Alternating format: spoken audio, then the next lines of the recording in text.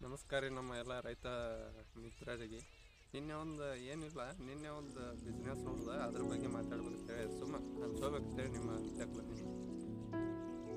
Just ಅವ ಏನಿಲ್ಲ, ರೈತರು ಯಾಕೆ ಸಾಲ ಸೈಲಿಗತ್ತಾರ ಮತ್ತು ರೈತರು ಯಾಕೆ ಉದ್ಧಾರ ಆಗತ್ತಾರ, ಅದಕ್ಕೆ ಇದೊಂದು ಸುಮ್ಮನೆ ಎಕ್ಸಾಂಪಲ್ ಆಗಿ ನಾವು ತಗೋಬೋದು.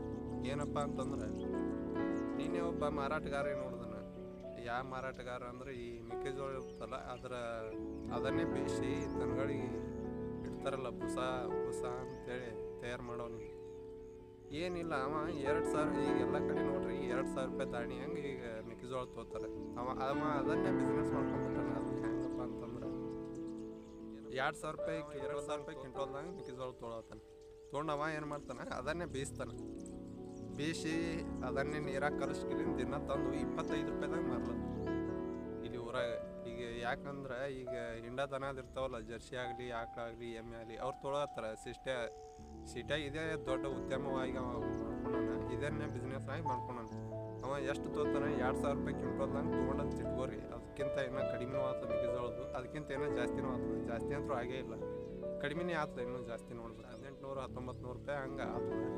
ಅವ 2,000 ರೂಪಾಯಿ ಅಂತಾನೆ ತೊಗೊಂಡಂತ ತಿಳ್ಕೊರಿ, 20 ರೂಪಾಯಿ ಕೆಜಿ ಅವನಿಗೆ ಬಿತ್ತು. ಅವ ಬೇಯಿಸಿ ಅದನ್ನೇ ಏನು ಮಾಡ್ತಾನೆ, 20 ರೂಪಾಯಿ ಕೆಜಿ ಬೇಯಿಸಿದ ಬಳಿಕ ಅದಕ್ಕೆ ಅರ್ಧ ನೀರು ಹಾಕ್ತಾನೆ. ಎಷ್ಟು ಒಂದು ಕೆಜಿ ಅಷ್ಟು ನೀರು ಹಾಕ್ತಾನೆ. ಅದು 20 ರೂಪಾಯಿ ಕೆಜಿದು 25 ರೂಪಾಯಿ ಮಾತ್ರ ಅವ ಏನು ಮಾಡ್ಲತ್ತಾನೆ, ಅರ್ಧ ಹಿಟ್ಟು ತೊಗೊಂಡು ಅರ್ಧ ನೀರು ಹಾಕಿ ಕಲಿಸಿ 25 ರೂಪಾಯಿ ಮಾರ್ಲತ್ತಾನ. 20 ರೂಪಾಯಿಗೆ ತೊಗೊಂಡು ಬೇಯಿಸಿ ಅದನ್ನೇ ಜಸ್ಟ್ ಬೇಯಿಸಿ ನೀರು ಹಾಕ್ಯಾನ. ನೀರು ಹಾಕಿ 25 ರೂಪಾಯಿದಾಗ ಮಾಡ್ಲತ್ತಾನ. 25 ರೂಪಾಯಿದಾಗ ಮಾರಿದ್ರು ಕೂಡ ಅವನಿಗೆ 2,500 ರೂಪಾಯಿ ಆಯಿತು. ಅವ ತೊಗೊಂಡದ್ದು ಎಷ್ಟಕ್ಕೆ, 2,000 ರೂಪಾಯಿ. ಮತ್ತು ನೀರು ಹಾಕೋದು ನಾವು ಹಿಡಿದಿಲ್ಲ, ಅದನ್ನು ಇನ್ನೂ ಜಾಸ್ತಿನೇ ಆಗಿರುತ್ತೆ. ಕೆಜಿ ಲೆಕ್ಕದ ಅಂದ್ರೆ ನೀರನ್ನು ಅಲ್ಲೇ ಇರುತ್ತೆ, ಕಲಸೋದ್ರಾಗೆ ನೀರನ್ನು ಇರುತ್ತೆ. ಅದನ್ನೇ ಜಾಸ್ತಿಯಾಗಿ ಮಾರ್ಲಾಗತ್ತ ನಾವು. ಎಷ್ಟು 25 ರೂಪಾಯಿ ಕೆಜಿ ಹಂಗೆ 2,500 ರೂಪಾಯಿ ಆಯ್ತು ಅವ್ನಿಗೆ ಜಸ್ಟ್. ಮತ್ತು ಅವ್ನು ನೀರನ್ನು ಹಾಕಿರ್ತಾನೆ, ಅದ್ರ ತೂಕನೂ ಇರುತ್ತೆ.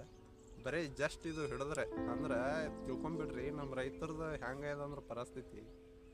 ಇವರು 9 ತಿಂಗಳು ಅದಕ್ಕೆ ಎಲ್ಲ ಮಾಡಿ ಮೆಕ್ಕೆಜೋಳಕ್ಕೆ ನೀರ ಎಲ್ಲ ಬಿಟ್ಟು ಮಾಡಿ ಹೀರೆ ಹೊಡೆದು ಎಲ್ಲ ತಂದು ಮಾಡಿ 2,000 ರೂಪಾಯಿ ಮಾರ್ಲತ್ತಾರೆ. ನಮ್ಮ ರೈತರೇ ಯಾಕೆ ಹಿಂಗೆ ಬೇಯಿಸಿ ಮಾಡಿ ಮಾರಬಾರ್ದು? ಎಷ್ಟೋ ಹಾಲುಗಳ ಉತ್ಪನ್ನಗಳದಾವೆ. ಎಷ್ಟೋ ಮಂದಿ ಬೇಕೇ ಬೇಕು ಬುಸ ಹೆಚ್ಚಾಗಿ ಯೂಸ್ ಆಗದೆ, ಬುಸಕ್ಕೆ ಯೂಸ್ ಆಗ್ತದೆ ಮೆಕ್ಕೆಜೋಳ. ಯಾಕೆ ಇದು ರೈತರೇ ಮಾಡಬಾರ್ದು? ಯಾಕೆ ಅವರೇ ಜಾಸ್ತಿ ಕಳಿಸ್ಬಾರ್ದು ಅನ್ನೋದಕ್ಕೆ ನಾನು ಈ ವಿಡಿಯೋ ಮಾಡತ್ತೆ. ಸುಮ್ಮನೆ ತಲೆ ಹೊಳಿತಷ್ಟೇ. ಯಾಕೆ ಮಾಡಬಾರ್ದು? ರೈತರು ಮಾಡ್ಬೋದು. ಇದು ಏನು ಕೆಲಸ ಇಲ್ಲ, ಜಸ್ಟ್ ತರೋದು ಬೀಸೋದು ಕೊಡೋದು ಅಷ್ಟೇ. ಇಷ್ಟೇ ಮಾಡಿ ಅವನು ಅಷ್ಟು ಗಳಿಕೆ ಮಾಡತ್ತಾನ. ಅವ ದಿನ 100 ಕೆಜಿ ಮಾರಲ್ಲ, ಜಾಸ್ತಿ ಮಾರ್ತಾನೆ. ಇದು ನನಗೆ ನಾ ಸಿಟಿಯಾಗಿದ್ದೆ, ಅಲ್ಲಿ ಅವ ಮಾರ್ತಿದ್ದೆ ದಿನ ಬಂದು. ಅದು ಕಾನ್ಸೆಪ್ಟ್ ಮೇಲೆ ವಿಡಿಯೋ ಮಾಡತ್ತೆ ಅಂದ್ರೆ ನಿಮ್ಗೆ ತಿಳಿಸೋ ಸಲುವಾಗಿ ಅಷ್ಟೇ, ಬೇರೆ ಉದ್ದೇಶ ಇಲ್ಲ. ಇದನ್ನೇ ತಿಳ್ಕೊಂಬಿಡ್ರಿ. ಬರೀ ಮೆಕ್ಕೆಜೋಳದಲ್ಲಿ ಹಿಂಗೆ ಮಾಡತ್ತಾರ. ಮಧ್ಯವರ್ತಿಗಳು ಯಾಕೆ ಬೆಳಿಗತ್ತಾರ, ರೈತರು ಯಾಕೆ ಉರ್ಲು ಹಾಕೊಂಡು ಸೈಲಿಗತ್ತಾರ, ರೈತರು ಯಾಕೆ ಅಲ್ಲಿ ಅದಾರ, ಸಾಲ ಯಾಕೆ ಸೈಲಿಗತ್ತಾರ ಅಂದ್ರೆ ಇದೇ ಕಾರಣ.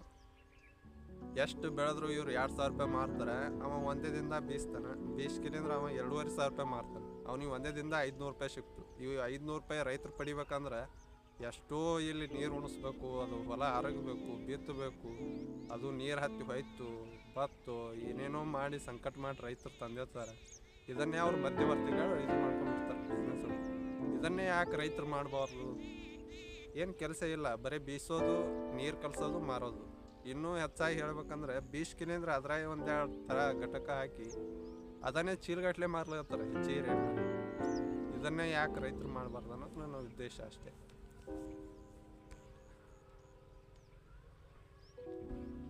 ಎಲ್ಲ ರೈತರುಗಳು ಹಿಂಗೆ ಏನರ ಕಾನ್ಸೆಪ್ಟ್ ಮಾಡಿರಿ, ಹೆಚ್ಚಾಗಿ ಮಾಡಿ ಮಾರಿದ್ರೆ ಏನರ ಉಳಿತ ಇಲ್ಲ. ರೈತರು ಅಂತೇಳಿ ಎಲ್ಲರೂ ರೈತರ ಪರವಾಗಿ ನಿಂತಿರ್ತ ಹೇಳ್ತಾರೆ. ದನ ಕೈಯವರೆಲ್ಲ ರಾಜಕೀಯ ನಡೆಸೋತಾರೆ. ತಮ್ಮ ಹೆಸರು ತಗೊಬರ್ಲಿಕ್ಕೆ ಬರಲ್ಲ ಅಂಥವ್ರು ರಾಜಕೀಯ ನಡೆಸೋತಾರೆ. ಇವರು ಹೆಚ್ಚು MBA BEd ಅವು ಇವು ಓದಿಕಿದ್ರೆ ಅವ್ರ ಕೈ ತೆಳಗೆ ಇವರು ಬಾಗಲ್ ತೆಗಲಿ ಅಂತಾರೆ ಕಾಲಿಂದ. ಅಂತಂಥ ಶಿಕ್ಷಣಗಳು ಈ ದಿನಮಾನದಾಗ ಅದಾವೆ. ಮತ್ತು ಎಲ್ಲರೂ ನಾವು ರೈತರ ಪರ ಇದ್ದೇವೆ ಅಂತ ಹೇಳ್ತಾರೆ, ಯಾರೂ ಬಂದು ನಿಂದ್ರಲ್ಲ.